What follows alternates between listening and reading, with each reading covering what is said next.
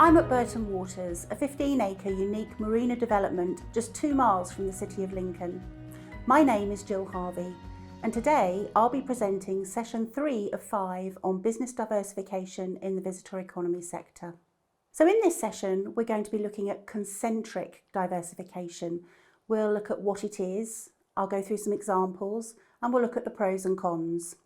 So concentric diversification is essentially adding new products or services to new markets, but where there are similar or related products or services to the existing business. It's popular in industries where competition is steep. So often a business will develop these new products or services in-house, but sometimes they will acquire a business that has the capabilities or bring someone in with specialist skills in this area. So let's have a look at some examples. So if we take a hotel, and let's think about the hotel has already diversified and offers meals, they have a bar, they may offer functions, they offer transfers, they may already have leisure facilities as a gym, a golf course, maybe tennis courts. But instead of just restricting these to their guests, they might bring in personal trainers and they might sell packages for the gym to the local residents. So it's the same product, but to a new market. Similarly with the golf course, it won't just be residents that play on the golf course, it will be to local people. Same with tennis, they might offer tennis lessons.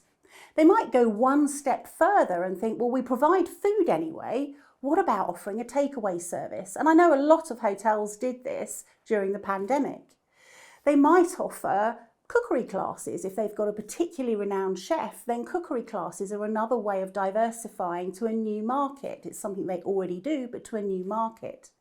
They could provide events themselves on site. So they bring in the expertise that they don't just offer their premises for events, they actually help organise them. They could sell some of their products. They could organise tours themselves. They could open up for meetings, or they could offer for weddings. Again, it's the same premises, the same things that they're doing, but to slightly different markets. We can then look at a restaurant. Again, a restaurant may have had a bar, they may have function rooms, they may have rooms. They could also go into takeaways. They could offer function space. They could even produce recipe cards or recipe books. They'll be known perhaps for their signature dishes. Again, they might have a chef's table, so they might decide to look, well, we've got a massive kitchen or we've got an area here where we can offer something a little bit special for small groups. Let's have a chef's table in the kitchen. Or perhaps they might develop super sauces that everybody loves and they want to sell these as a separate product. Again, it's what they're already doing, but to a new market. Pubs and bars are very similar. They may already be offering dining, function space, rooms, caravan camping. They may also now offer a takeaway service. They might offer tasting sessions, whether it's a wine tasting or craft beer tasting sessions. They might even have people in and show them how they can sort of mix things around, what food goes with what beers, what food goes with what wines. They could open up to corporate events that are just slightly different to what they're already doing. They might even sell their own products if they're crafting their own beers. So not just from behind the bar, but maybe they sell them separately. They produce them separately and sell them on. Visitor attractions are great. They've already started working out that they can have awards dinners in the evenings when the attraction is shut to the public. Even meetings can take place outside of public viewing times. Many visitor attractions have a substantial amount of land around them that can be used for festivals, for proms in the park, for car shows. We know Car Fest goes on.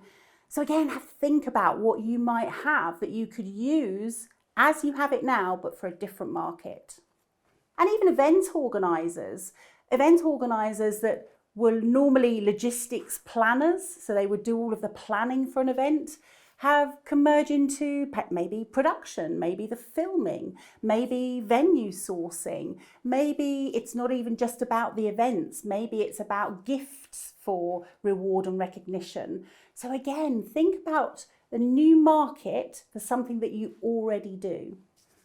So concentric diversifications, what are the considerations? Well, again, there's a risk of failure. There's a risk in everything that you do, but if you don't have sufficient resources, you can damage your reputation in an area you're already good at.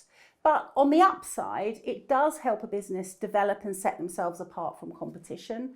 It really spreads the risk of operating again in one marketplace and to a limited market share.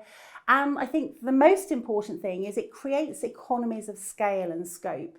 You're utilising what you already have, but you're looking at who else could benefit from that and how can you move just slightly so that you can reach this different market. So again, have a look around at what you have a think about who else might like what you have and how can you adapt it? What do you need to do to appeal to a different market with the product or service you already provide? So that's the end of session 3 of 5 on business diversification in the visitor economy sector. I really hope you found the session interesting and useful.